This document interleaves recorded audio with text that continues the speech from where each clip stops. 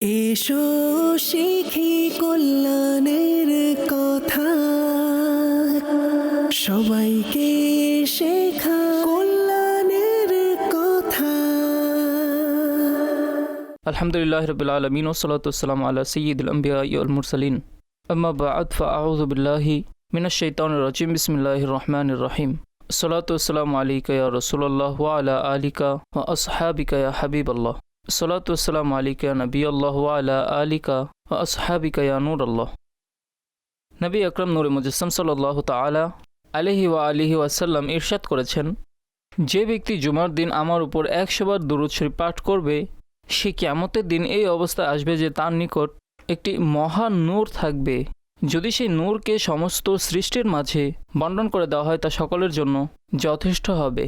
সল্লু আলাল হাবিব সাল্লাল্লাহু আলা মুহাম্মদ সাল্লাল্লাহু আলাইহি ওয়াসাল্লাম। সলাতু ওয়া সালামান আলাইকা ইয়া সাইয়্যিদি ইয়া রাসূলুল্লাহ।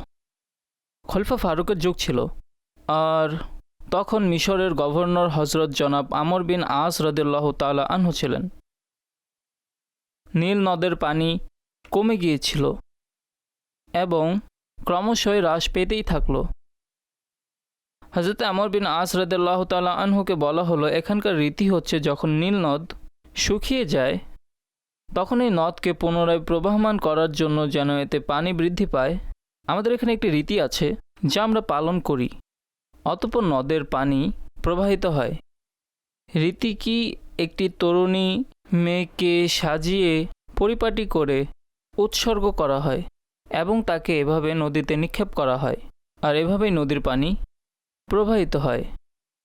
হযরত আমর বিন আস রাদিয়াল্লাহু তাআলা আনহু আমিরুল মুমিনিন হযরত সাইয়্যিদুনা ফারুক আযম রাদিয়াল্লাহু তাআলা আনহুকে এই বার্তা দিলেন, আর ওইসব লোকদের এই কাজ করতে নিষেধ করলেন, এরকম করা যাবে না। হযরত ফারুক রাদিয়াল্লাহু তাআলা আনহু একটি চিরকুট নীল নদের নামে লিখলেন আর বললেন যে এটিকে নীল নদে নিক্ষেপ করবে।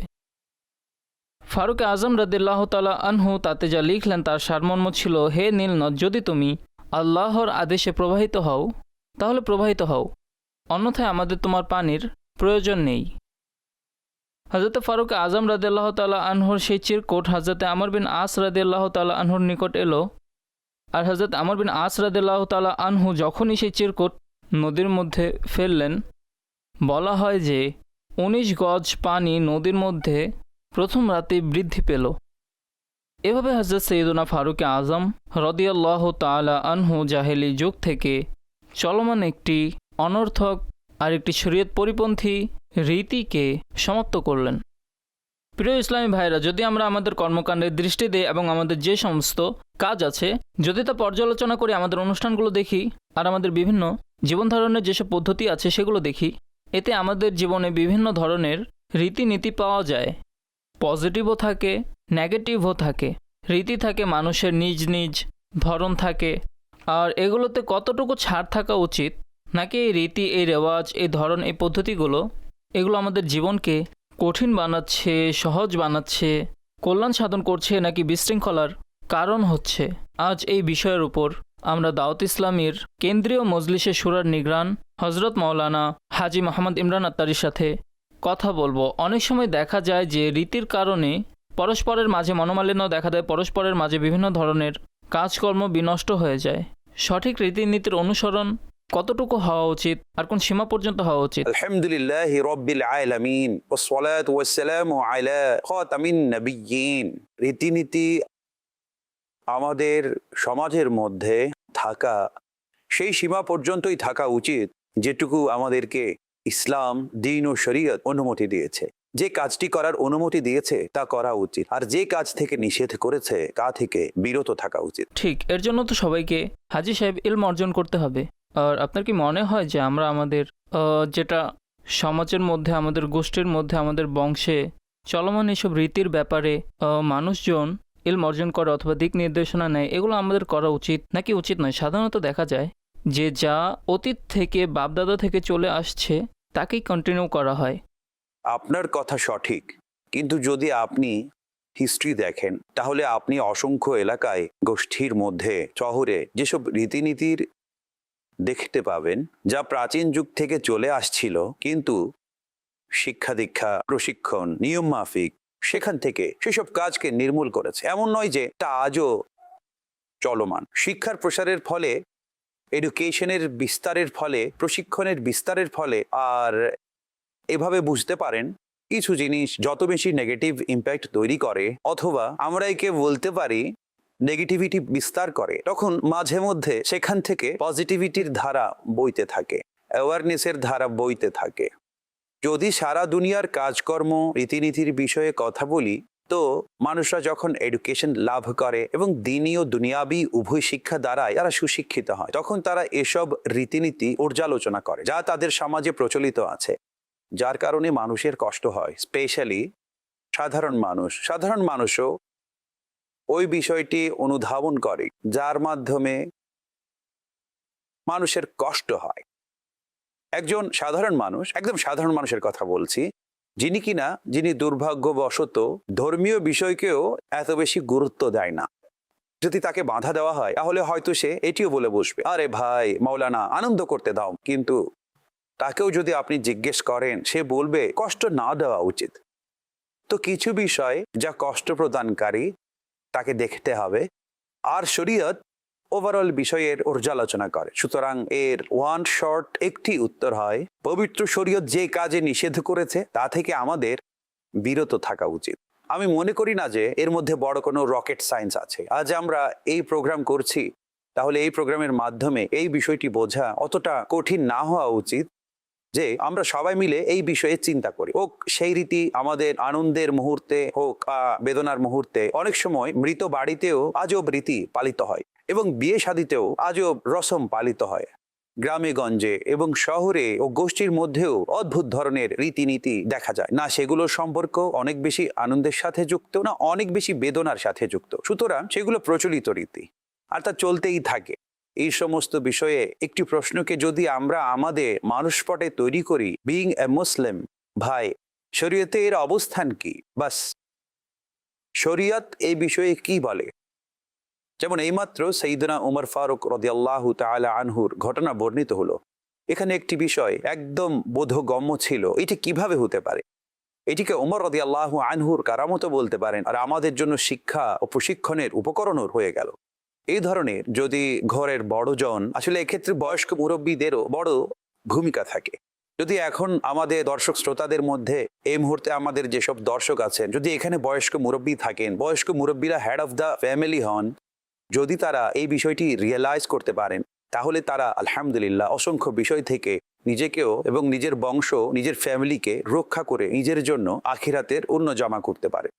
কেননা চিন্তার বিষয় এই যে একটি রীতি যা চলমান ছিল, তা যদি আপনার পক্ষ থেকে প্রচলন হয় আর তা শরীয়ত বহির্ভূত হয়, তাহলে মৃত্যুর পর যিনি এই রীতিকে পালন করে যাবে, তাহলে একটু ভাবুন যে মৃত্যুর পর তার কি অবস্থা হবে।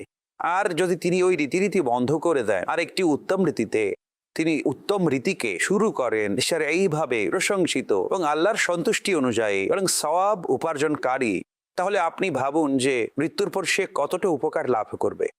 তাই আল্লাহ দয়া করুন এবং আমাদের সবাইকে পবিত্র শরীয়ত এবং কোরআন ও হাদিসের এই সমস্ত মৌলিক শিক্ষাকে বোঝার জন্য আল্লাহ তৌফিক দান করুন।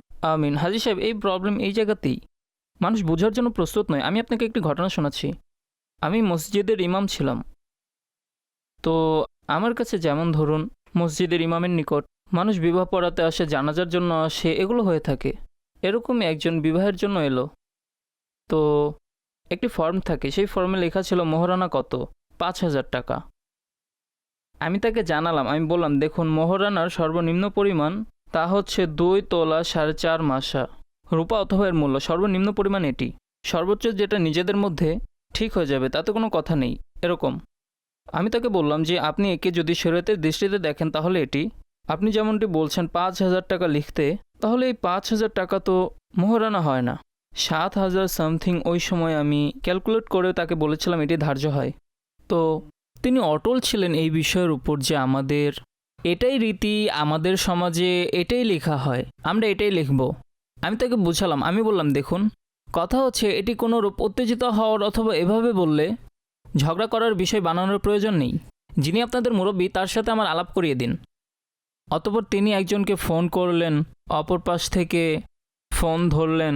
তার কথা শুনেই বোঝা যাচ্ছিল তার মুখে দাঁত নেই। অনেক সময় যাদের মুখে দাঁত থাকে না তাদের কথা শুনেই আপনি বুঝতে পারবেন।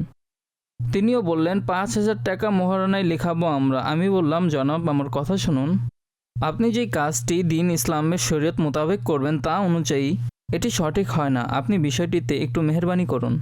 এভাবে তাকে বুঝালাম। যাই হোক, সংক্ষিপ্ত কথা হলো ওই লোকেরা 2 তোলা 7.5 মাসের রূপার মূল্যে অবশেষে অনেক কষ্ট ও পরিশ্রম করার পর প্রস্তুত হয়ে গেলেন। এটি আল্লাহর শুকরিয়া।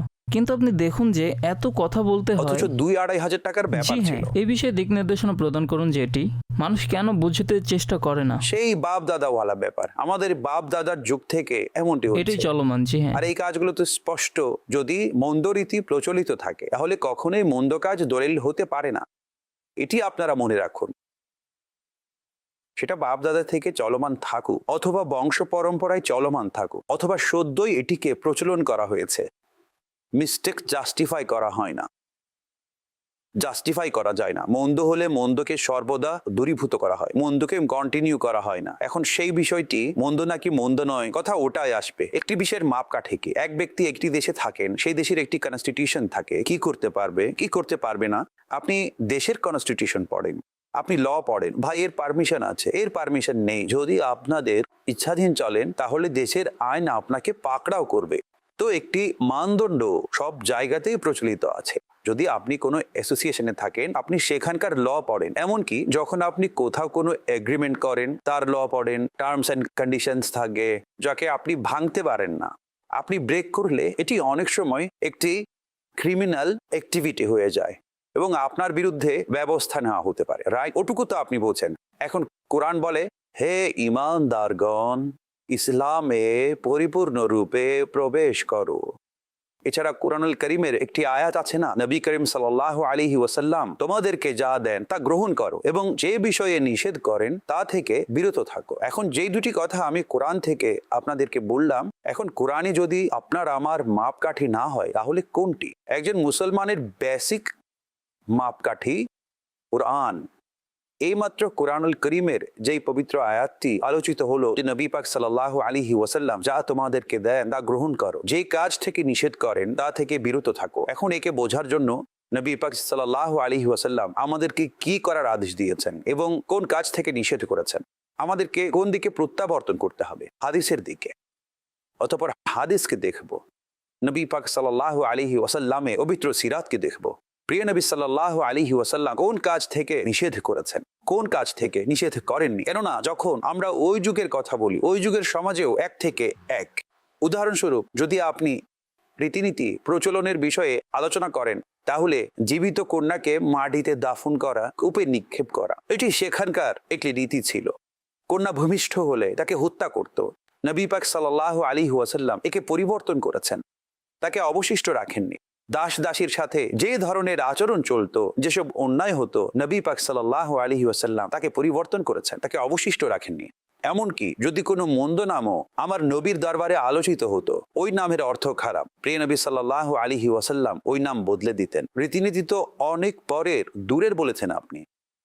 তাই যে কাজটি মন্দ তাকে চালু রাখা যাবে না। এটি হচ্ছে প্রথম কথা, যাকে আপনারা সকলেই বুঝবেন, ভাই এটা মন্দকে চালু রাখতে হবে। এখন ওই কাজটি আসলে মন্দ কিনা এর সিদ্ধান্ত কে নেবে? এর সিদ্ধান্ত কোরআন এবং হাদিস থেকে হবে, পবিত্র শরীয়ত এর সিদ্ধান্ত নেবে। অনেক সময়, আচ্ছা আমি উদাহরণ দিচ্ছি, চলুন। বিয়ে শাদীর মুহূর্তে একটি রীতি সমাজে প্রচলিত, গায়ে হলুদ। গায়ে হলুদের একটি রীতি আমাদের সমাজে প্রসিদ্ধ। বরকেও হলুদ লাগানো হয়, কনেকেও হলুদ লাগানো হয়। হলুদ লাগানো ফি নাফসিহি মৌলিকভাবে মন্দ নয়, ভালো জিনিস। উজ্জ্বলতা দান করে, চামড়াকে নরম করে। মুফতি আহমদ ইয়ার খান নাইমি আলাইহি রাহমা বলেছেন যে এটি বৈধ। এই রসমে কোন রূপ অর্থাৎ হলুদ লাগানোর মধ্যে কোনো সমস্যা নেই, রাইট? হলুদ লাগানো পর্যন্ত ঠিক আছে। আপনি বলবেন গায়ে হলুদ একটি রীতি, আমাদের গোষ্ঠীতে হলুদের রীতি আছে, তাই হলুদ লাগানো হবে। এখানে হলুদ তো ঠিক আছে, কিন্তু গায়ে হলুদে কি হলো? যখন বরের গায়ে হলুদ লাগানো হবে তখন নাম হারাম মহিলা এবং নানান ধরনের অশ্লীল ও অশালীন পরিবেশ তৈরি করা হবে। কনেকে যখন হলুদ লাগানো হবে নানান ধরনের পর্দাহীনতা, নির্লজ্জতা, অশালীনতা পরিবেশ তৈরি করা হবে। এখন একটি রীতি যা ফি নফসিহি মৌলিকভাবে তা শরীয়ত ছিল না, কিন্তু তার মধ্যে যতগুলো শরীয়ত বহির্ভূত কাজ প্রবেশ করলো, হলুদ লাগানোর রীতিকে বন্ধ করার কথা কেউ বলবে না। আমাদেরকে বলা হবে এর থেকে কাজগুলো দূর করে দাও। অর্থাৎ যদি নাকের উপর মাছি বসে তাহলে তো আপনি নাক কাটবেন না, মাছিকে দূর করবেন। তো এভাবে যখন আপনি অন্যান্য রীতিনীতির দিকে যাবেন, অনেক সময় সেই রীতিকে, সেই প্রথার মধ্যে মৌলিকভাবে অথবা তার, যাকে আমরা শরীভাবে একটি উত্তম পরিভাষা ব্যবহার করি, ফি নাফসি, অর্থাৎ মৌলিক দিক থেকে সেই কাজটি নিষিদ্ধ বা মন্দ নয়, কিন্তু তাকে নিষেধ করা হয় এই কারণে যে এখন এটি মন্দ হয়ে গেছে, অথবা মাঝে মধ্যে পারিপার্শ্বিক অবস্থার কারণে তাকে নিষিদ্ধ করা হয়। যদি এটি সংঘটিত হয় তাহলে সাময়িক শরীয়ত বিরোধী কর্মকাণ্ড ঘটার পরিপূর্ণ এবং শক্তিশালী সম্ভাবনা পরিলক্ষিত হয়, যাকে একজন জ্ঞানী ব্যক্তি পরীক্ষা করে। আর এই বিষয়টি বোঝাও কঠিন নয়। অনেক সময় আপনি ছেলেকে বোঝান, ছেলে বলে আব্বু এতে সমস্যা কি, আপনার এক্সপেরিয়েন্স, অভিজ্ঞতা তাকে জানাই যে আজ তোমার সমস্যা মনে হচ্ছে না বাবা, ভবিষ্যতে গিয়ে তোমাকে এটি কষ্ট প্রদান করবে। সিগারেটে 2 টান দেওয়ার ফলে মানুষের ক্যান্সার হয়, কখনো শুনেনি। যেহেতু এটি ক্যান্সার তৈরি করে, এটি জীবননাশ করে, তাই আপনারা এ থেকে নিষেধ করেন, কেননা এটি অভিজ্ঞতা দ্বারা প্রমাণিত এবং পরীক্ষায় প্রমাণিত। ধূমপানের ফলে মানুষের মৃত্যু ঘটে, সে বড় বড় রোগ ব্যাধিতে পতিত হয়, আর আপনি এ থেকে নিষেধ করেন। ভবিষ্যৎ সম্ভাবনার কারণে তাকে নিষেধ করেন। আপনি অসংখ্য জিনিস থেকে বিরত রাখেন শুধুমাত্র সম্ভাবনার কারণে। কিন্তু একজন মুফতি যিনি কোরআন ও হাদিসকে জানেন ও বোঝেন, তার দৃষ্টির সামনে যুগ যুগ ধরে চলে আসা রীতিনীতি, সমস্ত প্রেক্ষাপট এবং হওয়া না হওয়া সকল বিষয় আছে। যখন তিনি আমাদেরকে নিষেধ করেন, তখন আমরা তার কথা এভাবেই মান্য করা উচিত, যেভাবে ডাক্তারের কথা মানি। যখন ডাক্তার আমাদেরকে ট্যাবলেট প্রদান করেন, তখন ডাক্তার দেওয়া সেই ট্যাবলেটকে আমরা পোস্টমর্টেম করি না। ডাক্তার সাহেব এই ট্যাবলেট দিয়েছেন, এটি কিভাবে কাজ করবে, এতটুকু ট্যাবলেট দ্বারা কি কাজ হবে, আপনি ওই ট্যাবলেট কেন দিচ্ছেন না? তিনি যা আল্লাহর বান্দা লিখে দেন, মেডিকেল সেন্টারে যান, ট্যাবলেট কিনেন, যেভাবে বলেন সেভাবে খেয়ে ফেলেন। আমরা এর ব্যাকগ্রাউন্ড সম্পর্কে কিছুই জানি না, যে এই ট্যাবলেটের ব্যাকগ্রাউন্ড কি, আর এই ট্যাবলেটকে কেন লিখলেন, অন্য ট্যাবলেট কেন লিখলেন না। আপনারা ডাক্তারের উপর যতটা ভরসা করেন, যেভাবে আপনি আপনার উকিলের উপর ভরসা করেন, এর চেয়ে আরো অধিক আমাদের একজন আলিমে দিন, মুফতি ইসলামের উপর ভরসা রাখা উচিত, যিনি আমাদেরকে শরীয়ত বহির্ভূত কথা কেনই বা বলবে, বরং তিনি আমাদেরকে শরীয়তের বিপরীতে যাওয়া থেকে বিরত রাখেন। যদি এই মানদণ্ড তৈরি হয়, যা এখন আমি আপনাদেরকে বলছি, এই মানদণ্ড তৈরি হয়, তাহলে ঘরের মধ্যে, মহল্লাতে, এলাকাতে, সমাজে বিদ্যমান নানান ধরনের মন্দ রীতিনীতি বন্ধ করতে কোনো কষ্ট হবে না, কারো কোনো সমস্যা হবে না। যখন আপনি কোরআন ও হাদিসের কথা রাখবেন, কোন নির্বোধ আপনার সাথে বিতর্ক করবে ভাই? এটুকুই কথা। মাশাআল্লাহ, আমাদের কাছে কল আছে, সেগুলো চলুন। নিয়ে নিচ্ছি। জি, মোবাশির আত্তারি, ইসলামাবাদ থেকে। নিগরানি শোরার নিকট প্রশ্ন, যদি কোনো ইসলামী ভাই তার বিয়েতে অপ্রয়োজনীয় ইভেন্টস যেমন দুধ পান করার রীতি, মেহেদি লাগানোর রীতি, এতে নামাহরাম নারীরা সামনে দাঁড়িয়ে থাকে, যখন সে মেহেদি লাগায়, সে এসব কাজের ব্যাপারে নিষেধ করা, ইভেন্টস করতে নিষেধ করা, যে এসব ইভেন্টস সে করবে না, তার এই নিষেধ করা কেমন? তারপর পরিবার যদি তাকে ফোর্স করে, না এটি করতে হবে, এটি রীতির অন্তর্ভুক্ত, এই ব্যাপারে আপনি কি ইরশাদ করবেন? দেখুন, আল্লাহ এবং তার রসুলের যেখানে আনুগত্য রয়েছে, সেখানে তো আনুগত্য করতে হবে। যেখানে আল্লাহ এবং তার রসুলের নাফরমানি হয়, সেখানে কারো কথাই মান্য করা যাবে না। এটি শরীয়তের একটি উসুল, লক্ষ্য রাখতে হবে। যেখানে আপনি দেখবেন যে যেখানে আল্লাহ এবং তার রসুলের নাফরমানি হচ্ছে, সেখানে আপনি নিষেধ করবেন। আপনারও ঝগড়া করার প্রয়োজন নেই, কিন্তু আপনার উপর চাপ আসতে থাকবে, না তোমাকে আসতে হবে, তুমি না আসলে হবে না। ভাই আমি আসবো না, আসতে পারবো না, আমাকে আল্লাহ এবং তার রসুল নিষেধ করেছে, আমি কিভাবে আসতে পারি? আমি মুসলমান, আমাকে তো সেই আদেশ মানতে হবে। সেটা তো তুমি মানোনি, সেটাও মান্য করা আরম্ভ করব, কিন্তু যা মানছি তাকে তো মানতে দিন ভাই। এই বিষয়টি তো সঠিক নয়। আর মেহেদির বিষয়ে যা বললেন, মনে রাখবেন যে পুরুষদের মেহেদি লাগানো নাজায়েজ। বর্তমানে পুরুষরা মেহেদি লাগানো আরম্ভ করেছে। হাত মেহেদি দ্বারা রাঙানো এটা নারীদের কাজ, পুরুষের কাজ নয়। এমনকি নাবালক ছোট শিশুকেও, ছেলেকেও যদি মেহেদি মা বাবা অথবা অন্য কোনো ব্যক্তি লাগায়, তাহলে ছোট ছেলে তো নাবালক, আর গুনাহ হবে না, তবে মেহেদি লাগানো ব্যক্তি গুনাহগার হবে। পুরুষের মেহেদি লাগানো জায়েজ নেই। এখন বাকি রইল না মাহরাম নারীদের ভিড়। এখন আমাকে বলুন, একজন ভদ্র, আচ্ছা আমি আপনাদেরকে একটি উপমা দিচ্ছি। বেশি সামনে যাওয়ার পরিবর্তে এমন একটি পরিবেশ বিরাজ করছে, এমন একটি পরিবেশ তৈরি হয়েছে যেখানে ছেলের সাথে এই ধরনের আচরণ অথবা মেয়ের সাথে এই ধরনের আচরণ করা হচ্ছে। না মাহরাম ছেলে এবং মেয়ে উপস্থিত আছে, খুব হই হুল্লোড় এবং মিউজিকও বাজছে, রাইট? এমত অবস্থায় একজন ধার্মিক ব্যক্তি, মাশাআল্লাহ, এক মুষ্টি দাড়ি, মাথায় পাগড়ি এবং দিনী পরিবেশের একজন ব্যক্তি সেখানে উপস্থিত হলো। কি ধারণা আপনাদের? আপনাদের মাথায় কি আসবে? সেটা মেয়ে হোক কিংবা ছেলে হোক, মাথার মধ্যে ফার্স্ট আপনার যেই চিন্তা আসবে তা হচ্ছে, আরে মৌলানা সাহেব চলে এসেছেন। মৌলানা সাহেবের এখানে আসা উচিত হয়নি। কেন আসা উচিত হয়নি মৌলানা সাহেবের? কেন আসা উচিত হয়নি? এমন কোন অনৈতিক কাজ করেছিলেন যে মৌলানার এখানে আসা ঠিক হয়নি? অর্থাৎ আপনি স্বভাবগতভাবেই বুঝতে পারছেন এই নেককার ব্যক্তির এখানে কাজ নেই, কেননা এখানে নেকির কাজ হচ্ছে না, গুনাহের কাজ হচ্ছে। এটি আপনার নিজের থট। এখন যেই ইসলামী আইন, যেই শরীয়তের আইন এই দাড়ি টুপি পাগড়িওয়ালার উপর প্রযোজ্য হয়, সেই শরীয়তের আইন কি প্রতিটি মুসলমানের উপর প্রযোজ্য হয় না? আরও উচিত ছিল এসব থেকে বাঁচা।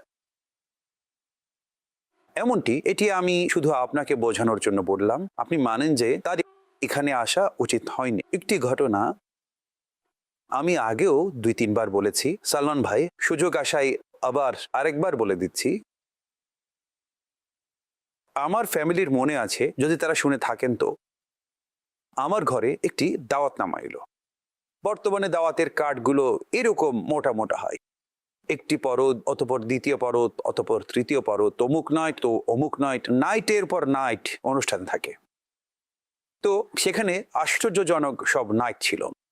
ঢোলের নাইট আলাদা ছিল, নাচের নাইট আলাদা ছিল, গজলের নাইট আলাদা ছিল, মিউজিক্যাল আলাদা ছিল, জানি না কি কি তামাশা তৈরি হয়েছিল। আচ্ছা, সেই কার্ড আমার কাছের পরিচিত একজন থেকে এসেছিল আমার ঘরে। বিয়ে ছিল, আমাকে বলা হলো অমুকের এই কার্ড এসেছে। তখন আমি কিছুটা পুরনো ঘটনা, আমি বসলাম, কার্ড খুললাম, ও হো, মিউজিক্যাল না, এভাবে সকল কার্ডগুলো আমার সামনে খোলা হচ্ছিল। সে সময় আমি জানলাম যে এসব অনুষ্ঠানও বিয়েতে হচ্ছে। অনেক অনেক কাছ থেকে আমি তাকে চিনতাম, হ্যাঁ, খুব কাছ থেকে চিনতাম। তার কাছে আমার নাম্বার ছিল, অথবা তারটা আমার কাছে। তখন আমি, বিশ্বাস করুন, ওই মুহূর্তেই আমি তাকে কল দিলাম। ওই মুহূর্তে আমি তাকে ইমিডিয়েট কল করলাম। ইমরান বলছি, জি জি, ওই যে মাশাআল্লাহ, উত্তম ব্যবহার ছিল, আপনার দাওয়াতনামা পেলাম, হ্যাঁ হ্যাঁ, আপনি অবশ্যই আসবেন, যেভাবে সবাই দাওয়াত প্রদান করে। আমি বললাম, ভাই, এই দাওয়াতনামায় এসব কি দিয়েছেন আপনি? এই নাইট, ওই নাইট, ও হো হো, ও হো হো হো। তিনি মেমন ছিলেন, আপনিও পেয়েছেন? অর্থাৎ আপনিও পেয়েছেন? আমি বললাম, আমি পেয়েছি। আমি তার সাথে পেয়েছিলাম এবং তাকে নির্দ্বিধায় বলে দিলাম, ভাই, আপনি এসব কি করছেন? আমি নিষেধ করেছিলাম তোমাকে এই কার্ড না পাঠানোর জন্য, অর্থাৎ ইমরান, আপনার জন্য এই কার্ড ছিল না। আমি বললাম, এসে গেছে, আপনি কি করছেন ভাই? ওই মুহূর্তে তার থেকে আমার কথা শোনা ছাড়া তার কাছে আর কোনো পথ ছিল না। আর আমি তাকে আমার পক্ষ থেকে যেই নেকির দাওয়াত দেওয়ার ছিল সেই নেকির দাওয়াত প্রদান করলাম। মারহাবা। আমি আমার দিক থেকে যতটুকু চেষ্টা করার ছিল সেই চেষ্টা করেছি। যাওয়ার তো কোনো কল্পনাই ছিল না, না আমার, না আমার পরিবারের যাওয়ার কল্পনাই ছিল না। অনেক সময় মানুষ ডাকে, সেখানে এসব হবে, আপনি তাতে সামিল হবেন নাকি? আপনি এক কোণায় বসে থাকবেন? আরে ভাই, কোণায় বসা কি জিনিস? যেখানে আল্লাহ এবং তার রসুলের নাফরমানি হচ্ছে সেখানে কোণায় বসুন, মাঝখানে বসুন, যেখানেই বসুন, সেখানে যাওয়ারই প্রয়োজন নেই। মারহাবা। আর এমনিতেও এখন আমি আমাদের এই ধরনের যেসব দিনী ইসলামী ভাই, ইসলামী বোন আছেন, তাদের প্রতি আমার অনুরোধ, এমন অনুষ্ঠানে আপনারা যাবেন না। আপনার যাওয়ার ফলে এক তো এমনিতেও সেখানে যাওয়ার অনুমতির আলাদা মাসালা আছে, জি। দ্বিতীয় এই যে আপনার উপর অপবাদ আসবে। অপবাদের জায়গা থেকে দূরে থাকো। আপনি এমন জায়গায় কেন যান যেখানে আপনার উপর আঙুল উঠবে? সে এখানে এসেছে, এখানে পর্দাহীনতা শুধুমাত্র বিয়ে শাদিতে নয়, এমন অনেক অকেশন থাকে, অনেক ইভেন্ট থাকে, অনেক ফাংশন থাকে যেখানে আপনার যাওয়া একটি দিনী গেট আপ, একটি ইসলামী পোশাকধারী, দিনের মোবাল্লিগ, কোরআন ও হাদিসের মোবাল্লিগ, যাকে আমাদের সমাজে মাওলানা বলে, হুজুর বলে, আলিম সাহেব বলে, মুফতি সাহেব বলে, একজন মোবাল্লিগ হন, একজন মোবাল্লিগ, ধর্মীয় স্কলার, ইসলামিক স্কলার টাইপের। এক্ষেত্রে কি মেল কি ফিমেল, আমি সবাইকে আরজ করছি, আপনারা লক্ষ্য রাখুন যে কোথায় আপনার যাওয়া ঠিক, কোথায় আপনার যাওয়া ঠিক নয়। হাজী সাহেব, আমার এমন মনে একটি হয়, কথা যদি আপনি আমাকে অনুমতি জি, দেন, জি। একজন সাধারণ মানুষের জন্যই বলছি, আপনার এই যে পদমর্যাদা রয়েছে, আপনার এই যে রিলিজিয়াস স্ট্যাটাস আছে, রাইট? ফিমেল অ্যান্ড মেল দুজনকে আমি বলছি, আল্লাহ আপনাকে একটি রিলিজিয়াস স্ট্যাটাস দিয়েছে, রাইট অর রং? এটি একটি পোস্ট, এটি একটি কি জিনিস? পোস্ট। এই পোস্টের একটি কস্ট আছে। উইদাউট কস্ট আপনি এই পোস্টে কিভাবে থাকবেন? যদি আপনাকে আল্লাহ কোনো অবস্থান, কোনো মর্যাদা, কোনো পদ দিয়ে থাকে, তাহলে আপনাকে তার কস্ট পেমেন্ট করতে হবে। আর এর কস্ট প্রাইজের মাধ্যমে নয়, এর কস্ট আপনার স্যাক্রিফাইসের সাথে জড়িত। এর সবচেয়ে বড় কষ্ট হচ্ছে আপনার স্যাক্রিফাইস। এটি মনে রাখবেন, আপনাকে নফস এবং আকাঙ্ক্ষাকে কোরবান করতে হবে। আর আপনার এটি জানা উচিত যে শুধুমাত্র ইভেন্ট নয়, এই জায়গাতে, এই হোটেলে বসা, এই লোকদের মাঝে বসা, তাদের সাথে দেখা যাওয়া, সেখানে চলে যাওয়া, এইসব করা, আর ভাই এসব আমাকে মানায় না। আর আপনি যদি বুঝতে না পারেন, আপনি জ্ঞানী লোকের কাছে, যারা খোদা ভীতির অধিকারী, তাদেরকে জিজ্ঞাসা করুন, ভাই কি বলেন, যাওয়া ঠিক হবে? আপনি তাদেরকে জিজ্ঞাসা করলেন, আর তারা যদি বাস্তবেই বিবেকবান, সেনসিটিভ এবং জ্ঞানী হয়, তারা আপনাকে নিষেধ করবেন না। তারা আপনাকে সোজাসুজি বলবেন, এটা কি জিজ্ঞেস করার বিষয় হলো? তোমার যাওয়া উচিত নাকি যাওয়া উচিত না? কথা বুঝে শুনে বলছো তো ভাই, কমন সেন্সের বিষয়। এখন কমন সেন্স লেখা থাকে না। কমন সেন্স প্রতিটি জায়গায় ভিন্ন ভিন্ন ভাবে তার ইউটিলাইজেশন হয়। এখন যার মধ্যে কমন সেন্স নেই, আমি তাকে কি আর বলবো? কিন্তু আল্লাহ পাক যদি আপনাকে এমন কোনো অবস্থান, মর্যাদা দিয়ে থাকেন, আপনি দেখুন, যখন আপনি কথা বলেন, মানুষ বলে আপনার এই কথা বলা উচিত হয়নি। আপনার রাগ উঠলেও বলে যে অন্তত আপনার তো শান্ত থাকা উচিত ভাই। তো আপনি আখলাকের কথা বলছেন, চরিত্রের কথা বলছেন, সিরাতের কথা বলছেন, আর ফলাফল এই যে যখন আপনার সময় আসে, তখন আপনাকেই মানুষ এর এগেনস্টে পায়। তাহলে ডেফিনেটলি একটি কোয়েশ্চেন রেজ হয়, একটি প্রশ্ন তৈরি হয়, ভাই উনি কি করছেন? যদি মানুষ আপনাকেই নামহারাম নারীর সাথে, পর্দাহীন নারীর সাথে যদি মানুষ আপনাকে দেখে, প্রশ্ন তো তৈরি হবেই, ভাই দিন ও শরীয়তে কোথায় অনুমতি পেলেন? তখন কি জবাব দেব আমরা? তা আমাদেরকে, স্পেশালি আমরা যারা আছি, আমাদের একটি দায়িত্ব থাকে, ধর্মীয় দায়িত্ব। এর জন্য বড় পদ থাকা জরুরি নয়। আল্লাহ এবং রাসূলের দ্বীনের দাওয়াত দেওয়ার জন্য দাঈ ইলাল খৈর পদে আল্লাহ যাকে অধিষ্ঠিত করেন, এটাও একটা অনেক বড় পোস্ট এবং তার একটি কস্ট আছে। তা সব সময় মনে রাখবেন। আচ্ছা, এছাড়াও আপনি দেখুন, আমি তো রিলিজিয়াস পয়েন্ট অফ ভিউতে কথা বললাম, কিন্তু যদি দুনিয়াবি পয়েন্ট অফ ভিউতে কথা বলেন, তাহলে কিছু পদের জন্য নিয়ম অনুযায়ী তাদের SOP থাকে। এমন কিছু পদ আছে, সঠিক। এমন কিছু ডেজিগনেশন আছে, জি, সেগুলোর SOP থাকে। স্যার আপনার সেখানে যাওয়ার অনুমতি নেই, এমনটাই। স্যার আপনি তার সাথে দেখা করতে পারবেন না, স্যার সঠিক। এই মুহূর্তে আপনি এখানে উপস্থিত থাকবেন না, সঠিক। Sir this not for you. নিয়ম অনুযায়ী এই SOP থাকে। আর নিয়ম অনুযায়ী এমন গুরুত্বপূর্ণ পোস্টে আসার সময় তার জন্য একটি ফিনিশিং ক্লাস থাকে। এটি টার্ম, তার একটি ফিনিশিং ক্লাস হয়। অর্থাৎ সেই পোস্টে পদায়িত ব্যক্তিকে, পার্সোনালিটিকে পারনিশ করা হয়, অর্থাৎ তাকে তৈরি করা হয় এবং তাকে বলা হয় যে sir this is for you, this is not for you. এই সমস্ত বিষয় যা আমি একটি রিলিজিয়াস পয়েন্ট অফ ভিউ থেকে আলোচনা করলাম, সারা দুনিয়ায় বিভিন্ন স্ট্যাটাসের সাথে এই বিষয়গুলো সংযুক্ত আছে। আর মানুষ সেগুলো ফলো করে। যখন করে না, তখন নিজের ক্ষতি নিজেই করে। আর আল্লাহর পক্ষ থেকে যদি কোনো নিয়ামত লাভ করেন, তাহলে আপনি যে নিয়ামতের কদর করেন না, সেই নিয়ামত ছিনিয়ে নেওয়া। সঠিক। তো আল্লাহ পাক আমাদের সবাইকে এই সমস্ত আলোচনা, এখন আমি যে আলোচনা করলাম, একে আল্লাহ পাক আমাদেরকে বোঝার তৌফিক দান করুন। নারাজ হবেন না, আমি পার্টিকুলার কারো নাম ধরে বলিনি, তবে অসন্তুষ্ট হবেন না। আপনি লক্ষ্য রাখবেন, যদি আপনার মনে হয় যে আমি কোনো ভুল কথা বলেছি, তাহলে আপনারা আমাকে সংশোধন করুন ইনশাআল্লাহ তাআলা। যদি আমার ভুল হয়, আল্লাহ চান তো আমাকে আপনারা ভুল স্বীকারকারী হিসেবে পাবেন। আলহামদুলিল্লাহ, আমি যার গোলাম, আমি যার মুরিদ, আলহামদুলিল্লাহ তিনি আমাকে এটাই শিখিয়েছেন। যদি ভুল হয় তাহলে মেনে না। আমি শুধু বললাম আমি যার গোলাম, মুরিদ, তাকে আমাদের ইসলামী ভাইরা চুজ করেছেন, তিনি তার মুরিদ। আলহামদুলিল্লাহ, আমার পীর আমাকে এটাই শিখিয়েছেন, ভুল বোঝাবুঝি হলে সন্দেহ দূর কর, ভুল হয়ে গেলে স্বীকার কর। মারহাবা, অসাধারণ। হাজী সাহেব, আমার এমন মনে হয় যদি আমরা নিজে থেকেই নিজের, যেমনটি ভাইজান বলেছিলেন, পরিবার ফোর্স করে, যদি আমরা নিজের স্ট্যান্ডার্ড তৈরি করি, পরিবারও তখন আর ফোর্স করে না, শুধু বলে থাকেন। ফোর্স করেন। আমার বিয়ে হয়েছিল, আমাকে ফোর্স করা হয়েছিল। অর্থাৎ আমার বিয়ে হয়েছিল 93-তে। জি। 91-এ আমি দাওয়াত ইসলামীতে এসেছিলাম এবং 93 আমার বিয়ে হয়েছে। অর্থাৎ মাত্র 1.5-2 বছর হয়েছিল আমি দাওয়াত ইসলামীতে এসেছি, কিন্তু আমির আহলে সুন্নতের বয়ান ইজতিমার কারণে মানসিকতা তৈরি হয়েছিল। তারপর আমার বিয়ে হলো, আর বিয়ের সময় আমার পরিবারের এরকম দাওয়াত ইসলামী ওয়ালা পরিবেশ ছিল না, শুধুমাত্র আমি এসেছি দাওয়াত ইসলামের পরিবেশ। তো আমার বিয়েতেও আমাকে কিছু জিনিসের ব্যাপারে বলা হলো, এটা করতে হবে, এটা করতে হবে। আর সত্যিকার অর্থে কিছু ক্ষেত্রে ফোর্স এবং অসন্তুষ্টিমূলক আচরণ ছিল, কিন্তু বিয়ে আমার ছিল। আপনি দৃঢ় ছিলেন, বিয়ে মাশাআল্লাহ। আমার ছিল, কি করার ছিল? কতই যদি আমি চমৎকার, সেখানে না যাই, মাশাআল্লাহ। খাওয়া দাওয়া চলবে কিভাবে? কথা এমনই। কিভাবে অনুষ্ঠান হবে? সঠিক, যখন আমি মারহাবা। বিরত থাকলাম, জি হ্যাঁ, তখন কিছুটা রেজিস্ট হলো, জি কিছুটা অসন্তুষ্ট হলো, কিছুটা রাজি করানোর অবস্থা হলো। আমারও মাথায় ছিল যে এত সুন্দর একটি ইভেন্ট অসন্তুষ্টির সাথে কাটাতে দেব না, সঠিক। কিন্তু আলহামদুলিল্লাহ যদি আপনি দৃঢ় থাকেন তাহলে আল্লাহ পাক আপনার সাহায্যকারী তৈরি করবেন। মারহাবা, সুবহানাল্লাহ। কিন্তু হাজী সাহেব, আজকে আপনাকে কেউ এই কাজ করতে বলবে না, না কেউ আপনাকে ফোর্স এখন করবে। কেউ বলার নেই। দেখুন, আপনি একটি মানদণ্ড বানিয়েছেন। কিছু ক্ষেত্রে মানুষকে এটি তৈরি করতে হয়, যখন মানুষ তৈরি করে নেয় অতঃপর কাজ সহজ হয়। কিন্তু প্রাথমিক যেই কথা ছিল, আপনার কথা খুবই চমৎকার ছিল, আর মানুষদের জন্য দিক নির্দেশনা স্বরূপ কিছু বিষয়ে মানুষকে স্ট্যান্ড গ্রহণ করা উচিত সঠিক পদ্ধতির আলোতে, আর আল্লাহর নাফরমানিমূলক কাজ করা উচিত না নাজায়েজ এবং হারাম পরিবারে। এবং আল্লাহ ও তার রাসূলের নাফরমানি হলে বিরত থাকুন। আর যদি ঠিক আছে আপনার পছন্দ মতো নয়, শরীয়ত অনুমতি প্রদান করেছে, তাহলে সেক্ষেত্রে মানুষ কম্প্রোমাইজ করতে পারে। ঠিক বলেছেন, মারহাবা। কল নিচ্ছি। হজরত, আমাদের এখানকার রীতি হচ্ছে আমাদের কনের পোশাক 60 থেকে 70 হাজারের শুধুমাত্র একটি পোশাক তৈরি হয়, আর অন্যান্য পোশাক এবং জিনিসপত্র আমাদের কাছ থেকে চাওয়া হয়। এসব আপনাদেরকে দিতে হবে।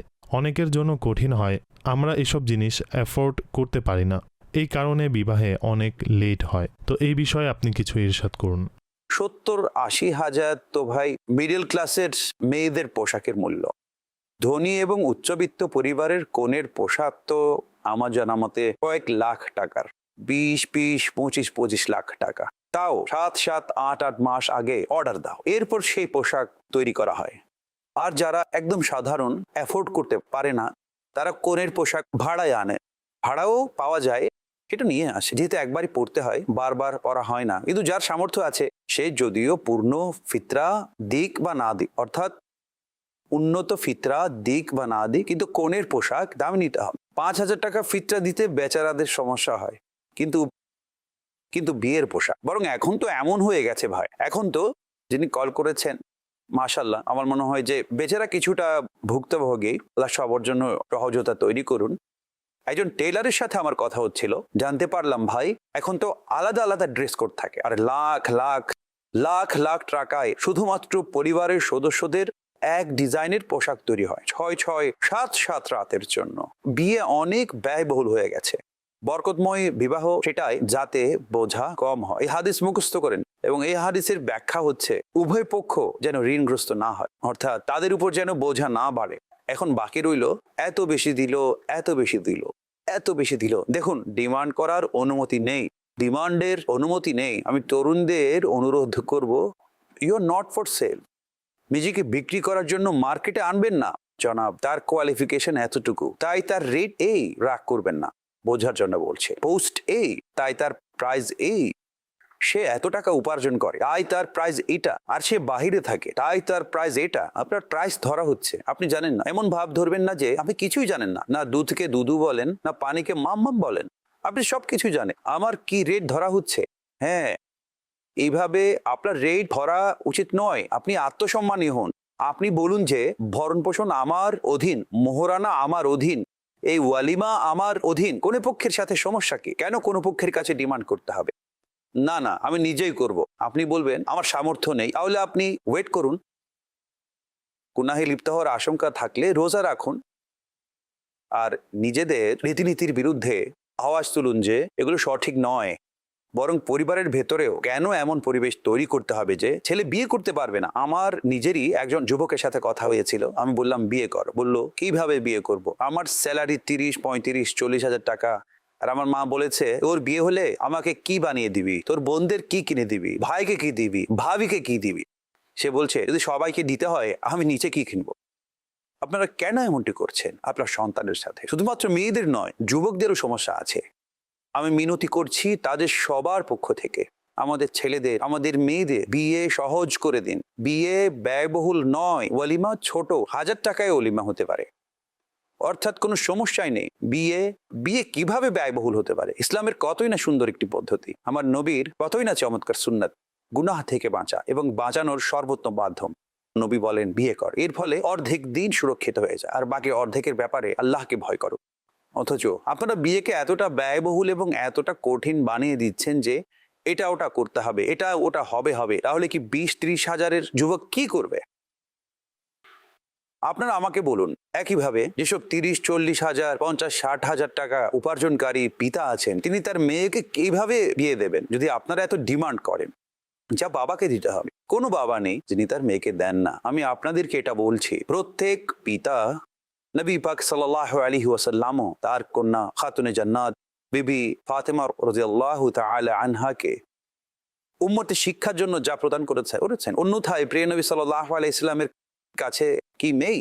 কিন্তু যখন তার দরবারে শাহজাদি সেবিকা নেওয়ার জন্য এসেছিলেন, তখন তিনি তাকে তাসবিহ প্রদান করলেন। কিন্তু প্রতিটি মেয়েকে বাবা, বর্তমান যুগের কথা বলছি, প্রতিটি বাবা তার মেয়েকে কিছু না কিছু অবশ্যই প্রদান করে, মা কিছু না কিছু অবশ্যই প্রদান করে, বরং মা বাবা মেয়ের জন্য সঞ্চয় করে। বিয়ে হলে কিছু দিতে হবে, আমাদেরকে দিতে হবে, ডিমান্ড না থাকলেও। আমি তো এটাই আরজ করব, ডিমান্ডের কালচার বন্ধ হোক।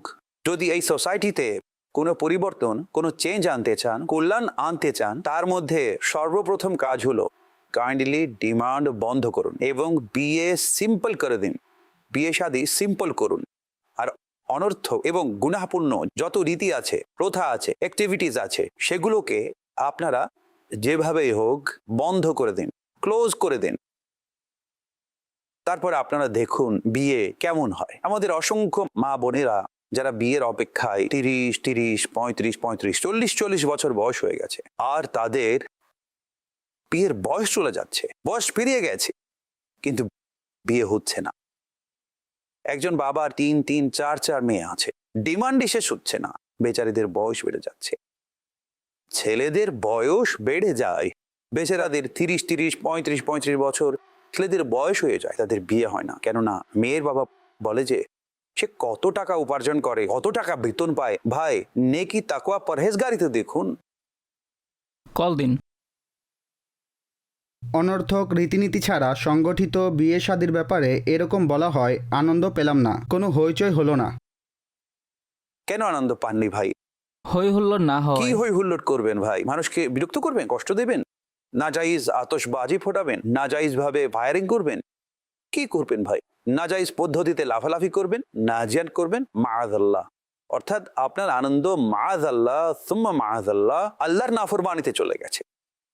একটু ভেবে তো দেখুন, আল্লাহর নাফরমানিমূলক কাজ হয়নি, তাই আপনি বলছেন আনন্দ পাননি। এছাড়া বিয়ের সময় মানুষ কখন কান্না করে বেড়ায়, করে কান্না করে। আজ ছেলের বিয়ে হচ্ছে, কেন কান্না করছেন? আজ ছেলের নতুন পোশাক পরেছে, কেন কান্না করছেন? আজ আমাদের পুত্রবধূ ঘরে আসছে, সেজন্য আমরা কান্না করছি। কখনো ঘরে এমন পরিবেশ দেখেছেন?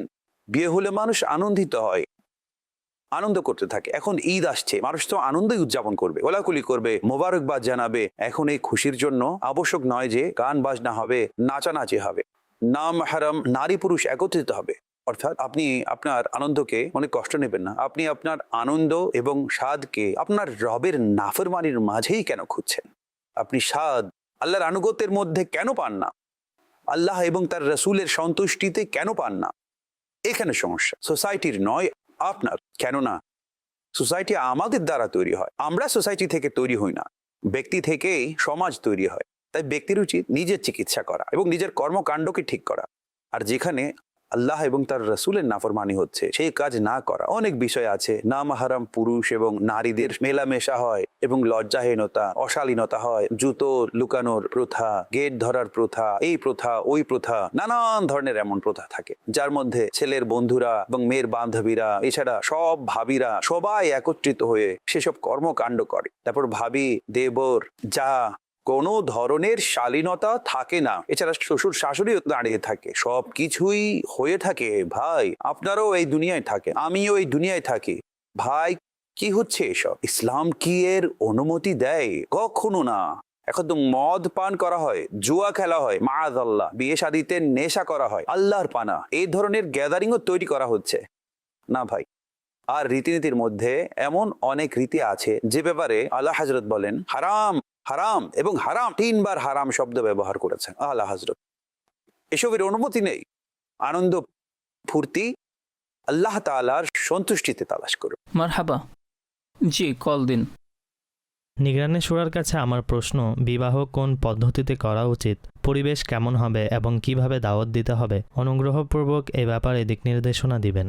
সুন্নত অনুযায়ী বিবাহ করা উচিত এবং রীতিনীতিকে শরীয়তের মানদণ্ডে রাখা উচিত। খাওয়া দাওয়া করানো এটা বিয়ে শাদিতে হয়ে থাকে, উন্নত কাপড় পরা বিয়ে শাদিতে হয়ে থাকে, দাওয়াত করা বিয়ে শাদিতে হয়ে থাকে, ফ্যামিলি আসে, গোষ্ঠীর লোকেরা আসে, নারীদের জন্য আলাদা স্থান থাকে, পুরুষের জন্য আলাদা স্থান থাকে, অপরিচিত নারী পুরুষ পরস্পর এইভাবে মেলামেশা করে না, লজ্জা ও শালীনতার পরিবেশ থাকে, ওই সমস্ত বিষয়গুলো ঘটে থাকে। গান হয় না, বাজনা বাজে না, নৃত্য হয় না, এই সমস্ত কাজ হয় না।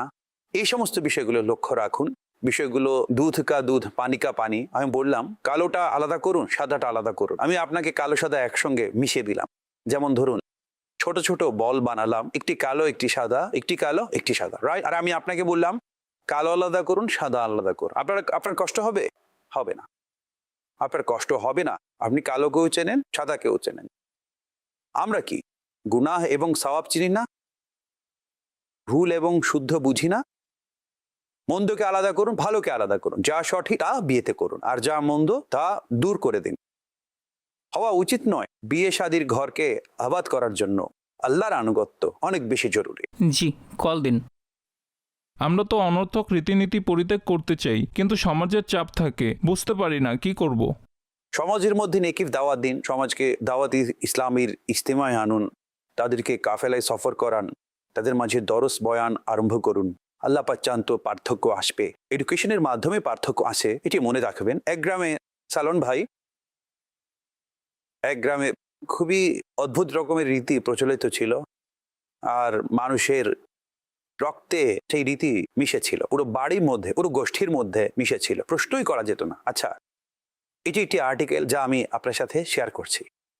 এখন জনাব ওই স্থানে ওই লোকদেরকে লোভ দেখানো হলো, সেই লোকদেরকে শাস্তি দেওয়া হলো, সেই লোকদেরকে পানিশড করা হলো, নানান ধরনের উপায় অবলম্বন করা হলো, কিন্তু সেই গ্রামের মধ্যে, সেই এলাকা থেকে সেই রীতি, সেই রেওয়াজ দূর করা গেল না, রাইট? একজন লোক এসে বলল আমাকে সুযোগ দিন, আমি এখান থেকে এই রীতি দূর করব। বলল আমরা কি করিনি? ভাই এরা না সংশোধন হয়েছে না সংশোধন হবে। তখন তিনি শপথ করলেন, বলেন আমাকে সুযোগ দিন, আমাকে কয়েকটা বছর দিন, আমি সেই গ্রামে যাচ্ছি, তবে আমাকে ফ্রি হ্যান্ড দিন। কয়েক বছর পর্যন্ত আমাকে বিরক্ত করবেন না, আমি তাদের প্রজন্ম চেঞ্জ করে দেব। ঠিক আছে, করে দেখুন। তিনি গেলেন এবং তিনি সেখানে একটি শিক্ষা প্রতিষ্ঠান গড়ে তুললেন। যখন শিক্ষা প্রতিষ্ঠান বানালেন, একটি নর্মাল শিক্ষা প্রতিষ্ঠান বানালেন, মানুষ তাদের সন্তানকে পড়ানো শুরু করলো। এখন তিনি ধীরে ধীরে শিশুদের শিক্ষা দিতে লাগলেন, প্রশিক্ষিত করতে লাগলেন, শিক্ষা দিতে লাগলেন, প্রশিক্ষিত করতে লাগলেন। রীতি চলছিল, রীতির বিরুদ্ধে তিনি কোনো কথা বলেননি, রীতি রেওয়াজের বিরুদ্ধে তিনি কোনো কথা বলেননি। তিনি এখন কারেন্ট এবং কামিং জেনারেশনের মাঝে কাজ করলেন। যখন কারেন্ট এবং কামিং জেনারেশন ধীরে ধীরে ম্যাচিউরড হলো, তারা এই বিষয়টি বুঝতে পারলো যে এগুলো মন্দ রীতি। তখন তারা তাদের ঘরে নিজের বাপ দাদাকে নিজেরাই বোঝানো শুরু করলো, এবং কিছু সময়ের মধ্যে ওই এলাকা থেকে যে সমস্ত মন্দ প্রথা ছিল সব কিছু দূর হয়ে গেল। এডুকেশন অ্যান্ড ট্রেনিং, আমাদের এখানে শিক্ষা আছে তবে প্রশিক্ষণ নেই, কিন্তু সেখানে শিক্ষার পাশাপাশি প্রশিক্ষণ ছিল। আর যেখানে শিক্ষা প্রশিক্ষণ উভয়টি একসাথে থাকে, শিক্ষক একনিষ্ঠ হন, আলহামদুলিল্লাহ পরিবর্তন আসে। মারহাবা, জি কল। হাজি ইমরান সাহেবের নিকট আমি এটা জানতে চাই যে যখন থেকে আমি জামিয়াতুল মদিনায় ভর্তি হয়েছি 7 বছর কমপ্লিট হয়ে গেছে, কোনো বিবাহে যায়নি, আত্মীয় স্বজনের বিবাহেও যায় না, কেননা সেখানে এই ধরনের উল্টাপাল্টা রীতিনীতি হয়ে থাকে গুনাহপূর্ণ। আমি কি এটি সঠিক করেছি নাকি যাওয়া উচিত আত্মীয় স্বজনের নিকট? প্রতিটি দাওয়াতই শরীয়ত বহির্ভূত হবে এটি আবশ্যক নয়। যেমনটি উদাহরণস্বরূপ আনন্দ ঘন উপলক্ষ এবং মামার ঘরে বিয়ে হচ্ছে, অথবা চাচার ঘরে বিয়ে হচ্ছে, ভাইয়ের ঘরে বিয়ে হচ্ছে, ইত্যাদি ইত্যাদি, অথবা অন্য কোনো আত্মীয় স্বজনের ঘরে বিয়ে হচ্ছে, এমন কোনো খুশির মুহূর্ত চলছে, তো আপনি বললেন আমি সেখানে যাই না, তাহলে অনেক সময় এর মাধ্যমে খারাপ সম্পর্ক তৈরি হওয়ার পরিস্থিতি সৃষ্টি হয়। এমন জায়গায় যাবেন না যেখানে আল্লাহ ও রাসূলের নাফরমানি হচ্ছে, বরং আপনি তাদের ঘরে চলে যান। আচ্ছা মাশাআল্লাহ, বিয়ে হচ্ছে কন্যার, আমি উপস্থিত হচ্ছি। আপনি কোনো উপহার নিয়ে, কোনো জিনিস নিয়ে ঘরে চলে যান, গিয়ে মোবারকবাদ দিন, মাশাআল্লাহ অনেক অনেক মোবারকবাদ, দেখুন। তারপর সেখানে নেকির দাওয়াত দিন যে যেহেতু আপনারা এইসব করতে চাচ্ছেন, আল্লাহ করুন এসব বন্ধ হোক। যদি ওজন থাকে কথা বলুন, অবস্থান থাকলে কথা বলুন। কথা যদি মেনে নেয়, এর ফলে কেউ ঝগড়া বিবাদ করে না, মুচকি হাসবে। যদি কাজ বন্ধ না করে, কথাকে এদিক সেদিক ঘুরিয়ে দেবে, তবুও আপনি মেসেজ পৌঁছে দিন, যেহেতু এরকম হচ্ছে আমি তো সেখানে যাব না, আর না হওয়া উচিত, এই কাজগুলো না হওয়া উচিত, আমি তো সেখানে আসবো না। যাই হোক, আপনার এখন আনন্দের মুহূর্ত চলছে, আল্লাহ পাক আনন্দিত রাখুন, নিরাপদ রাখুন, আমার পক্ষ থেকে এই ছোট্ট উপহার কবুল করুন, ইত্যাদি ইত্যাদি। যাই ওই সময়ের সাথে সামঞ্জস্যপূর্ণ সঠিক শব্দ আছে বলে আপনি বিদায় নিন। আপনারা আত্মীয়দের সাথে সম্পর্ক টিকে থাকবে, আর আপনি তাদেরকে যে কোনো মুহূর্তেই যে কোনো নেকির দাওয়াত দেওয়ার পজিশনে থাকবেন। নিজেকে সমাজ এবং আত্মীয় থেকে এমন ডিসকানেক্টেড না করা উচিত যাতে করে আমরা তাদেরকে নেকির দাওয়াতও দিতে পারবো না, আর আমরা তাদের সাথে সম্পর্ক রক্ষা থেকেও বঞ্চিত থাকব। এটি একটি আমার ক্ষুদ্র জ্ঞানে আমি আপনাকে উপায় বাতলে দিলাম। মোট কথা, গুনাহপূর্ণ অনুষ্ঠানে না অন্তর্ভুক্ত হওয়া উচিত, না এগুলোকে অ্যাপ্রিসিয়েট করা উচিত। ঠিক বলেছেন হাজি সাহেব। আউট অফ কন্টেক্সট একটি কথা এটি আছে। আপনার হেডিং এ সংযুক্ত আছে। জি হাজি সাহেব, এটি আমার অপারগতা, আর এটি আমার করা উচিত। জি, কল দিন। বিয়ে শাদিতে কনে পক্ষে খুবই অপারগ থাকে না, বর পক্ষ চাপ প্রদান করে, এটা করুন ওটা করুন, এক্ষেত্রে কি করা উচিত? আসলে এটি উভয় পক্ষেরই হয়ে থাকে। কিছু স্থান এলাকা এমন আছে জানতে পেরেছি যেখানে কনে পক্ষ খুব চাপ প্রয়োগ করে, আর কোথাও এমন আছে যেখানে বর পক্ষ চাপ প্রয়োগ করে। উভয় পক্ষকেই চাপ প্রয়োগ না করা উচিত, আনন্দ এবং সন্তুষ্ট থাকা উচিত। চাপ প্রয়োগ কি কারণে? যেখানে দেখা যায় যে কনে পক্ষের পরিবারগণ সেখানে বেশি ডমিনেন্ট করে, তাদের কর্তব্য হচ্ছে এমন বোঝা না চাপানো যা বর পক্ষের জন্য কষ্টকর হয়। আর যেখানে বর পক্ষের লোক ডমিনেট করে, তাদের কর্তব্য হচ্ছে এমন আলোচনাই না করা যার ফলে কনে পক্ষ পেরেশানিতে পড়বে। আল্লাহ পাক সবার মহব্বতকে নিরাপদ রাখুন। ঐক্য দিন, উভয় একত্রিত হচ্ছে, দুটো পরিবার এক হচ্ছে। এখন এতে লেনদেন কেন আসবে ভাই? টাকা পয়সা জিনিসপত্রের লেনদেন কেন আসবে? কিছুই হয় না ভাই। জানি না আমরা কেন একে অনর্থ মাথায় তুলে রেখেছি। আর দেওয়ার সুযোগ আসলে কনেকে দিন, বরকে দিন, জামাইকে দিন, জামাতাকে দিন, পুত্রবধূকে দিন, অনেক আনন্দের মুহূর্ত আসে, সবাইকে দিন, তাদেরকেও দিন। এইভাবে সামনে অগ্রসর হন। কিন্তু এটা দেবেন, এটা দেওয়ার রীতি আছে, এটা দেবেন, এটা দেওয়ার প্রথা আছে, দেবেন, এটা না দিলে এমন হবে, এটা না দিলে এমন হবে, অর্থাৎ রীতি রেওয়াজ আমাদেরকে বেঁধে রেখেছে। যদি আমরাই রসম চালু করি, তাহলে কেন আমরা রসমের অনুগত হব? রীতিনীতি কেন আমাদের জীবনকে ছারখার করছে? রীতি রেওয়াজ কেন আমাদেরকে পেরেশানিতে রেখেছে? সামর্থ্য আছে কি নেই, সুযোগ আছে কি নেই, পরিবেশ আছে কি নেই, ভাই দিতে হবে। খারাপ লাগবে কেন? খারাপ লাগবে ভাই। কনে পক্ষের কেন খারাপ লাগবে? বর পক্ষের কেন খারাপ লাগবে? এটি খারাপ লাগার বিষয় নয়, স্থান নয়। দেখুন, হক নষ্টের একটি মানদণ্ড আছে। যদি আল্লাহ না করুন কোথাও আপনার শরঈভাবে হক নষ্ট হয়, সেখানে কথা বলার অধিকার রাখেন। ভাই, এটি আমাদের হক ছিল। যেখানে কোনো হকই নেই, হক নষ্ট যেখানে ম্যাটারই করে না, যেখানে হক নষ্টের বিষয়টি নেই, যদি সেখানে আপনি এই ধরনের আচরণ অবলম্বন করেন, তাহলে সমাজের কি হবে? আপনার কি এটা অধিকার আছে? অর্থাৎ স্ত্রীদের অনেক সময় হক থাকে না। তারা যেই বিষয়ে স্বামীর সাথে ঝগড়া করে, আমি যদি এই বিষয়ে আলোচনা করি তাহলে হয়তো ইসলামী বোনদের খারাপ লাগবে, কিন্তু আমি তো শরীয়ত দিনের কথা বলছি। আপনি মাঝে মধ্যে যেসব কারণে স্বামীর সাথে ঝগড়া করেন তা হক নয়। যদি তিনি তার এই হক আদায় করেন, কোথাও আপনার হক নষ্ট করছে না, বিশ্বাস করুন আপনি সৌভাগ্যবতী। আর যদি স্ত্রী তার স্বামীর হক আদায় করে এবং নিজের হক নষ্টের ক্ষেত্রেও কোথাও খেয়ানত না করে, হকের ক্ষেত্রে খেয়ানত না করে, বিশ্বাস করুন আমার ইসলামী ভাই, আপনি সৌভাগ্যবান। বিশ্বাস করুন আপনি সৌভাগ্যবান। অন্যথায় পরিবারগুলোর অবস্থা বড়ই আশ্চর্যকর। সুতরাং শরীয়ত এবং দ্বীনকে বুঝুন এবং একে অপরের পজিশনকে বুঝুন, আর যা করতে হবে তা করুন। যা না করার, যা নেই, যা এক্সিস্টই করে না শরীয়ভাবে, তাকে কেন আমরা একে অপরের উপর চাপিয়ে দিচ্ছি? আর যদি আমরা তাকে নিষেধ করি, ভাই আমরা এগুলো করতে পারবো না, এতে অসন্তুষ্ট হওয়ারও কোনো সুযোগ থাকে না। আল্লাহ পাক আমাদের সবাইকে দুনিয়া ও আখিরাতের কল্যাণ দান করুন এবং এই ধরনের এমন রসম রেওয়াজ, এমন রীতিনীতি যেখানে আল্লাহ এবং তার রাসূলের নাফরমানি হয় আল্লাহ তা থেকে রক্ষা করুন। আর যেসব কাজে আল্লাহ ও তার রাসূলের সন্তুষ্টি আছে এবং অর্থাৎ নৈতিকভাবে বিষয়গুলো সঠিক, আল্লাহ পাক তার উপর আমাদেরকে আমল করার তৌফিক দান করুন। মাকতাবাতুল মদিনার একটি রিসালা আছে ইসলামী বিবাহ, এটি ওয়েবসাইট থেকে আপনারা এখনই ডাউনলোড করতে পারেন। ইসলামী বিবাহ, এটি প্রায় 14টি ইসলাম এবং বিবাহ বিষয়ক ভিডিও ইউটিউবে আছে, হয়তো আপনারা গিয়ে দেখবেন ইসলাম ও বিবাহ, তাহলে ইনশাআল্লাহ সেটিকেই আমাদের আল মদিনাতুল ইলমিয়ার ভাইগণ এটাকে কিতাব বানিয়েছেন এবং এতে অনেক কিছু চমৎকার বিষয় যুক্ত করেছেন। এটি কিনুন, এটি পড়ুন এবং এটি বিতরণ করুন। মারহাবা, মাশাআল্লাহ। আমাদের কাছে জনসাধারণের মতামত আছে এই বিষয়ে। মানুষ কি বলে, আসুন ভিডিওতে দেখি। সোসাইটিতে আমাদের একটি ইমপ্রেশন যাবে, সমাজে একটি প্রভাব থাকবে যে আমি বিবাহ করেছি। 95% বিবাহে আমি নাচ গান দেখেছি। এসব পালন না করলে পরিবার অসন্তুষ্ট হয়। শয়তানকে আমরা স্বয়ং নিজে ডেকে আনি ঘরে। সমস্যা শুধু এই নয় যে আমাদের সোসাইটি প্রতিটি জিনিসকে ধীরে ধীরে অ্যাডপ্ট করছে, না শরীয়তে বৈধ না দুনিয়াবি দিক থেকে। ওই প্রথা যা ইসলামের সাথে সাংঘর্ষিক তা আমার মতো ফলো করা উচিত নয়। যদি আপনি এটা ভেবে থাকেন যে ভাই অমুকে বিবাহ করেছিল, সে অনেক বড় সিঙ্গার এনেছিল এবং এত বড় নামি দামি ডান্সার এসেছিল, সে ডান্স করেছিল এবং এরকম হয়েছে, এবং তার মেহেদিতে আমরা হলুদ কালারের পোশাক পরিধান করেছিলাম, এটা ওটা, যদি মানুষের দেখা দেখি এসব করেন তাহলে আপনি এ থেকে কখনো বাঁচতে পারবেন না। অনর্থক ব্যয় হচ্ছে।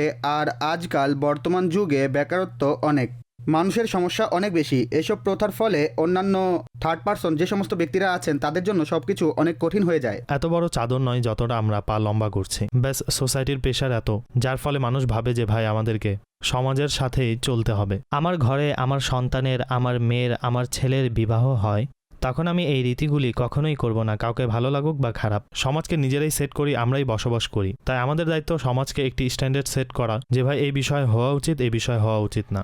মাশাআল্লাহ, এগুলো জনসাধারণের অভিমত, আর বাস্তবে এমন। আর মানুষ একে বাস্তবে যা মন্দ রীতি অর্থাৎ অপ্রয়োজনীয় জিনিস, মানুষ সেগুলো পছন্দ করে দেখা না। দেখিও চলে আসছে। দেখুন, অনেক সময় অপারগ হয়ে করেন। এক্ষেত্রে এমন যে কিছুটা সাহস রাখতে হয়। অনেক বড় একজন সম্পদশালী আছেন, আমি তাকে চিনি, ভালো মানুষ। আমি যদি বলি নেককার ব্যক্তি, তার পরিবারে বিয়ে হলো, তিনি যদি চাইতেন হয়তো শহরের সবচেয়ে বড় বিয়ে করতে পারতেন, অর্থাৎ সবচেয়ে ব্যয়বহুল বিয়ে হয়তো তিনি করতে পারতেন শহরে, তিনি করলেন না, বরং তিনি বলতে পারেন আনএক্সপেক্টেড, প্রত্যাশা ছিল না, খুবই সিম্পল বিয়ে করলেন, খুবই সিম্পল বিয়ে করলেন। তার বিয়ের যেই টাকাগুলো বেঁচে গেল তা তিনি দান করে দিলেন, সাইয়্যিদদের মাঝে, আলেম ওলামার মাঝে, সাধারণ বাহ, মানুষের মাঝে বাহ, দান বাহ। করে দিলেন। বললেন ভাই এখানে কেন খরচ করব, আরেক জায়গায় দান করে দিল। আমার এত ভালো লাগলো তার এই আমল। আচ্ছা, তার হয়তো এই নিয়ত ছিল, হতে পারে সম্ভবত আমাকে দেখে কেউ একে কপি পেস্ট করবে, কেউ ফলো করবে, কিন্তু বর্তমানে এমন ফলোয়ারের সংখ্যা খুবই নগণ্য। আমি তাকে তো অ্যাডমায়ার করি, অ্যাপ্রিসিয়েট করি। আল্লাহ করুন এ ধরনের কালচার চালু হোক আমাদের রীতির মধ্যে। অনুমতি দিন। সাল্লু আলাল হাবিব সাল্লাল্লাহু আলা মুহাম্মদ সাল্লাল্লাহু আলাইহি ওয়াসাল্লাম। এসো শিখি কল্যাণের কথা, সবাইকে শেখা।